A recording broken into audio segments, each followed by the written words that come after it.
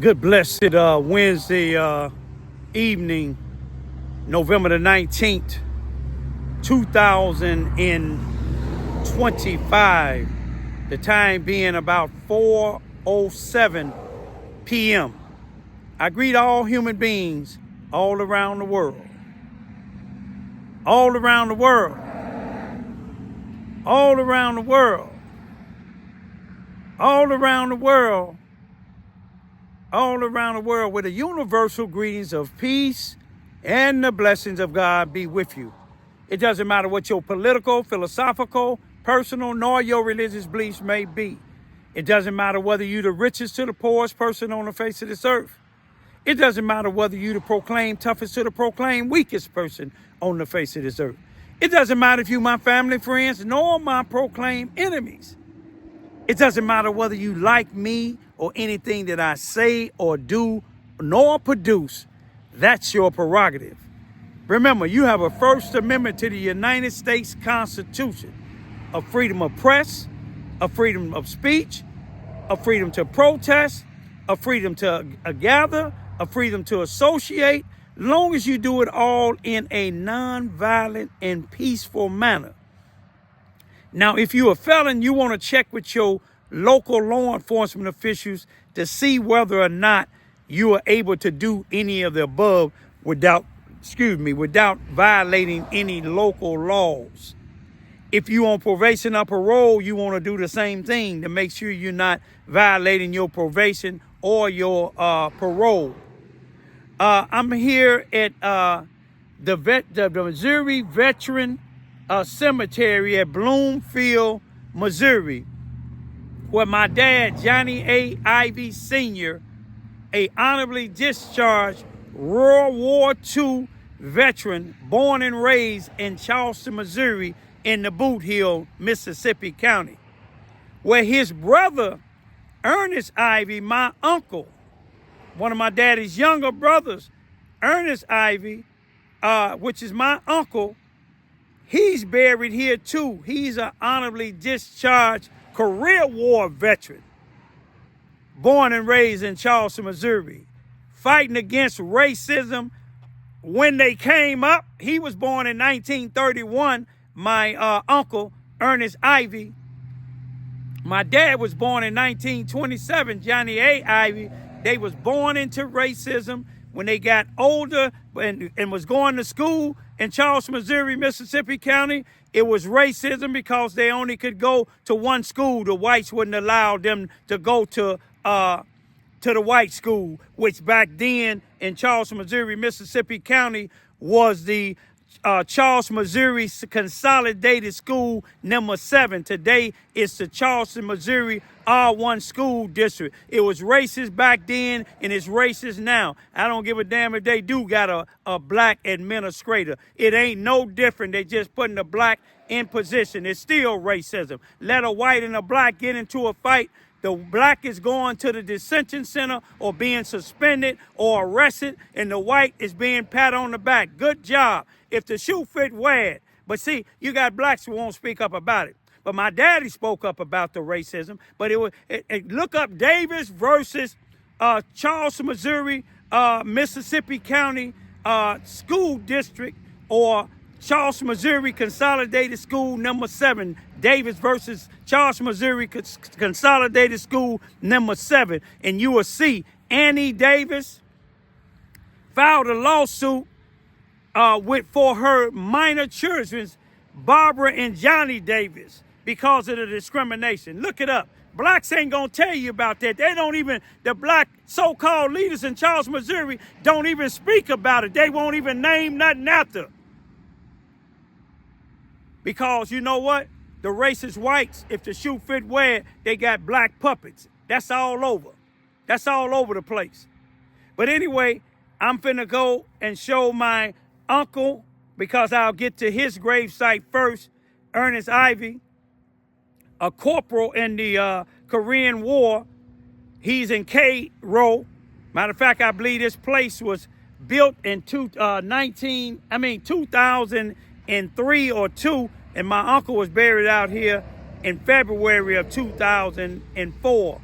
My dad was buried out here in I believe February of 2021. But I'm finna take y'all on a tour. I salute all the other veterans that's here. And I know when they was in the war, they fought against racism, but Charles, Missouri is still racism there. You see, and if black or white, if you don't speak up against it, you just as bad, or you just as at fault as the people that is racism. We know Robert Hearns and his family, they ruled Charleston, Missouri for years, and the blacks kissed they behind. Robert Hearns poured his pants down. These black leaders kiss his behind. Black preachers too, if the shoe fit, wear it. I'll leave y'all with this here. I'm glad my family, I'm talking about this generation. I ain't talking about my in-laws. I'm talking about my blood relative Ivies. Me and my daughter is going to Bloomfield, Missouri today to the Veteran Cemetery where my dad is an honorable World War II discharged Army veteran, and his brother, Ernest Ivy, a honorably discharged career war veteran, is buried at Bloomfield, Missouri. I'm glad that they wasn't sellouts like some of these blacks here. Why ain't nobody speaking up? Y'all attack me. Y'all send these so-called gangster, gang bangers, thugs, drug dealers to come assault me. But you scared to go assault or say anything to these racist white folks that's running the city of Charleston. But the next time one of y'all come trying to attack me, I don't care who you are. I don't care how gangster you is. The Lord will be your shepherd, and you shall not want no more. I'm going to eliminate you by any means necessary, you coward blacks and you sellout whites. Bloomfield, Missouri Cemetery, y'all. Middle of nowhere.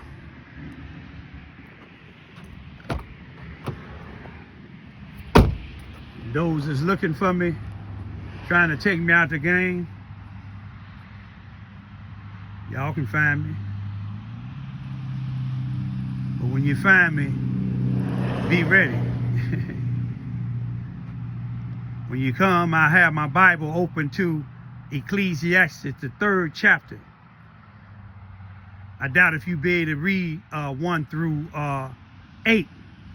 But the beginning said there's a time and a place for everything up under the sun, S-U-N.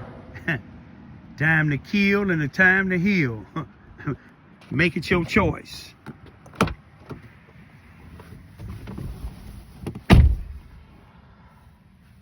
Make it your choice.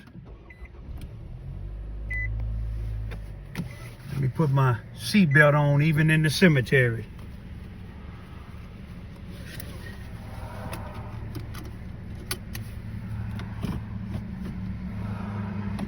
To my uncle children that's still alive, Brenda and Ernestine and all his grandchildren, you know I always got to make sure when I come out here to see my daddy, I see your uncle and your granddaddy, Ernest Ivy, also known as PC.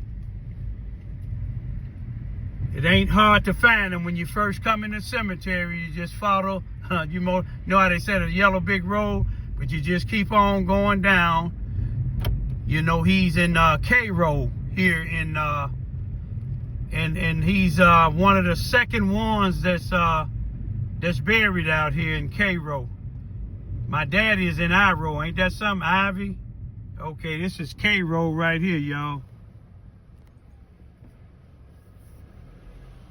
When my uncle came out here, it was just him and one other person in this cemetery. I mean, in this particular row.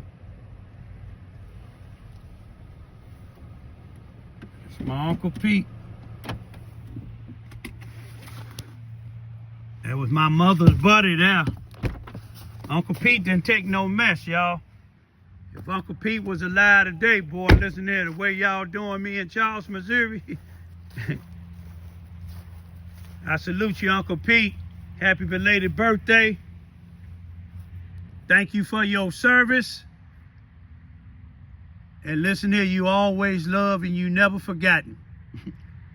I doubt if anybody in the state of Missouri came to your grave since you've been out here besides me and your children that come from Chicago. But we ain't gonna worry about it, Uncle Pete. You remember how they used to treat my mother children's and your children's. But anyway, let me go down here to my dad's. Today is his birthday. I ain't gonna never forget y'all, Uncle Pete. Love you. Y'all see him? Ernest Ivy, Corporal, U.S. Army, career war, July the 20th, 1931, when he was born, February the 27th, 2004. He got loving husband, but I'm just gonna leave that alone, y'all. He was a loving husband, but I'm gonna leave the rest of it alone. I don't care who don't like what I put up. You don't like what I'm put up, don't look at it, but don't come approach me. If you do, you make sure you paid up on your insurance policy, that is. Yeah, I'm at the point that I don't care nothing about Charleston, Missouri, Mississippi County. I don't care nothing about the Boot Hill. After I go to this homegoing of the young girl that was kidnapped and murdered in Portersville, I'm not getting involved in nothing else but getting ready to leave Charleston, Missouri, Mississippi County, and to never return. If I die here, I don't want no service here. I want my remains to be picked up by somebody in Chicago or the Chicago suburbs.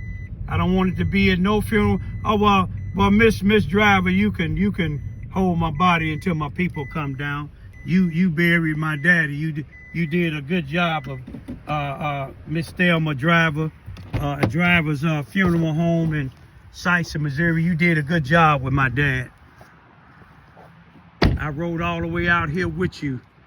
Me and my me and my two youngest daughters. There go my dad, the second one out here, y'all. I salute you too, Dad. Johnny A. Ivy, Sr., Private, U.S. Army, World War II veteran. November the 19th, which is the day, his 98th birthday, 1927. He died on January the 30th, 2021. And this is something that me and my two youngest daughters, they asked you what you want on it. We said he served and he kept the faith. Even though through the racism, he served in their military, even though they separated him when he got to the military, fighting against Adolf Hitler, and you still had racist white American soldiers. But we ain't gonna worry about that there. I salute all of y'all out here, men and women. I don't care what your race is. I know y'all can hear me from up above. If any of y'all from Charleston, Missouri, Mississippi County, do y'all see how racist it is there? If any blacks here, you see how sellout the blacks is. Is any whites out here, you see how racist the whites that run Charleston, Missouri? If the shoe fit, wear it. Y'all fought for equal justice for all. Y'all didn't fight for people to take on what Adolf Hitler used to do. Frank Collins from the Nazis. David Dukes.